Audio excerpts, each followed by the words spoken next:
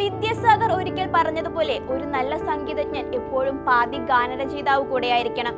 ഒരു നല്ല ഗാനരചയിതാവാകട്ടെ പാതി സംഗീതജ്ഞനും. അങ്ങനെ തികഞ്ഞ ഒരാൾ മലയാള സിനിമയിൽ ആരാണെന്ന് ചോദിച്ചാൽ അതിനൊരൊറ്റുത്തരമേ ഉള്ളൂ: ഗിരീഷ് പുത്തഞ്ചേരി.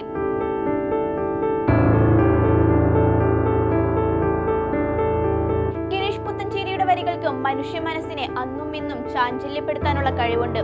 സംഗീതം കവിതയോടടുക്കുമ്പോഴും എല്ലാ മനുഷ്യരിലേക്കും ഒരുപോലെ അദ്ദേഹം പറയാൻ ആഗ്രഹിക്കുന്ന വികാരങ്ങൾ എത്തിച്ചേർന്നിരുന്നു. അതുകൊണ്ട് തന്നെയാകാം പ്രണയം തോന്നുമ്പോൾ പിന്നെയും പിന്നെയും ആരോഗ്യനാവിന്റെയെന്നും നഷ്ടങ്ങളെ കുറിച്ചോർക്കുമ്പോൾ ഒരു രാത്രി കൂടി വിടവാങ്ങവെയെന്നും മലയാളികൾ അറിയാതെ പാടിപ്പോകുന്നത്. ഗിരീഷ് പുത്തഞ്ചേരി എന്ന ഗാനരചയിതാവിന്റെ പിറവി എങ്ങനെയായിരുന്നു? വളരെ പ്രതിസന്ധികൾ നിറഞ്ഞിരുന്ന ഒരു ബാല്യം. എല്ലാ സൗഭാഗ്യങ്ങളുണ്ടായിട്ടും എല്ലാം നഷ്ടപ്പെട്ട ഒരു കാലം. പിതാവിന് പക്ഷാഘാതം സംഭവിച്ച് കിടപ്പിലാകുന്നതോടെയാണ് 5ാം ക്ലാസ്സിൽ പഠിക്കുന്ന ഗിരീഷ് പുത്തഞ്ചേരി തന്റെ ഒറ്റയ്ക്കുള്ള യാത്ര ആരംഭിക്കുന്നത്.